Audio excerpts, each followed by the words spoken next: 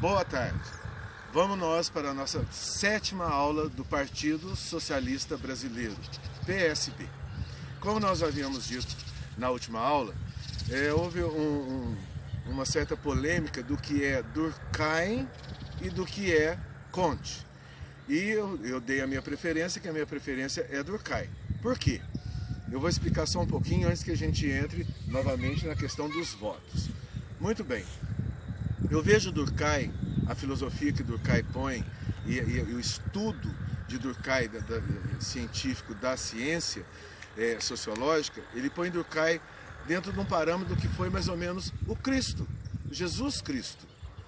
Quando Durkheim fala que o homem influencia o meio, foi o que aconteceu mais ou menos com Cristo.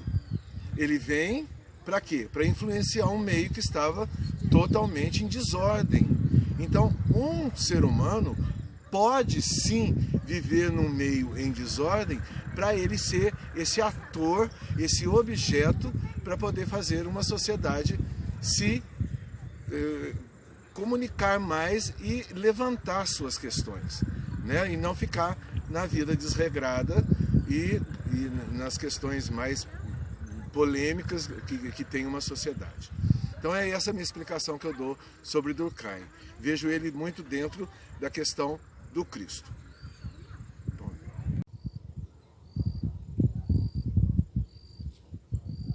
Valendo. Muito bem. Então vamos nós voltar para a nossa explicação de hoje sobre o voto. O voto, ele tem uma ciência social política. O que é isso, uma ciência social política? O voto, ele pode, através do voto, a gente pode classificar a sociedade. Que tipo de sociedade que vota em quê? Então, as pessoas talvez muitas vezes não sabem. O meu voto é cabresto, o meu voto é religioso, o meu voto é ideológico, o meu voto é família.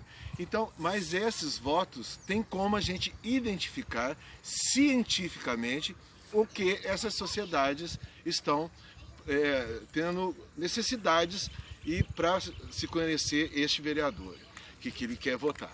Então nós vamos primeiro. A primeira coisa que a gente tem que falar dentro dessa ciência política é o seguinte: todas as autoridades estão sob leis. Se elas são cumpridas, se eles cumprem ou não cumprem, é outro problema. Mas todas as autoridades têm as leis que regem os mandatos deles. Tanto de vereador, de prefeito, de governador, de deputados, de senadores, de presidente da República. Então não tem ninguém mais dentro daquele clima do coronelismo. Eu faço o que eu quero, azar com as leis. Não, a coisa mudou. Mas vamos então ao tipo de voto. E o primeiro tipo de voto que aconteceu foi o seguinte. Então nós vamos começar do começo. O primeiro voto que acontece no país é o voto cabresto.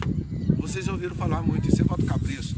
Isso começou com a República, lógico, que a República começou a ação dos votos. Não era mais o Império, que não precisava de voto, era a família real que regia a nação. Passou para a República, a coisa então começou a mudar. Foi preciso então votos para poder eleger todo o mecanismo científico e político dos políticos, né? Então o voto cabresto ele começa no finalzinho do século XIX, que é onde a República vem, lá em 1882, e vai pelo século XXI durante muito tempo. E será que nós estamos ainda no voto cabresto neste ano, neste mundo de 2000? Vamos ver. O voto cabresto, principalmente no século XX, aconteceu muito e sempre, e todo mundo já ouviu falar sobre isso. O voto cabresto vem do coronelismo. Os coronéis começam então a complementar esses votos com suas ações e suas vontades. Então era o famoso: eu te dei uma dentadura, agora você vota em mim. Eu te dei não sei o que lá, agora você vota em mim. É o voto cabresto. O que é o cabresto? Antigamente se andavam pelas mulas, andavam pelos cavalos. E o cabresto é aquele que o cavalo não olha do lado. O voto era aquele focado. Eu te dei isso, você vota em mim. Esse é o voto cabresto. E eu quero fazer uma pergunta então para vocês. Você ainda está vivendo este voto cabresto? Isso é com você, eleitor, porque o voto é seu. E será que esse voto cabresto está te levando para algum lugar, está levando a sua sociedade a algum lugar? Agora nós vamos para outro tipo de voto, o segundo tipo de voto. O voto ideológico. Esse voto então já começa a acontecer com a nova república, que vem, né, mais na frente, mais no meio do século, chega a nova república. Depois do meio do século, que vem essa nova república, que acontece o voto ideológico. O voto ideológico, ele é quase parecido, mas ele tem as suas diferenças com o voto consciente. Você ter um ideal não quer dizer que você tem consciência de outros votos. O ideal é aquele quando você pega o ideal de sistemas. Você quer o sistema comunista. Você vai e vota então naquele mundo comunista sem consciência muitas vezes do que é realmente o comunismo. Você quer o teu ideal é do voto do liberalismo, mas será que você tem a consciência do que é o liberalismo? Então o voto ideológico, ele tem essa questão. Você se aparelha dentro de um sistema que já existe. Então você tem aquele ideal de dar o seu voto. Esse então é o voto ideal. Né? O voto ideológico. Né? É o voto ideológico. Já. Nas cidades pequenas, então começam a desenvolver a questão do voto família. Como antigamente, vamos botar assim, até nos anos 70, as famílias eram enormes, né? Os pais tinham lá 6, 7, 10, 11 filhos. A gente ainda tem essa noção ainda e convivem com a gente famílias desse tamanho. Hoje já não se fazem tantos filhos e famílias tão grandes. Hoje já tem um projeto de família, um projeto de como as coisas acontecerem dentro da família. As cidades pequenas, então, começaram a se voltar dentro desse voto família para quê? Para colocar o seu representante dentro da Câmara, para poder fazer pela família e pelos amigos da família, e não por uma sociedade, onde fama precisa prestar muita atenção nisso.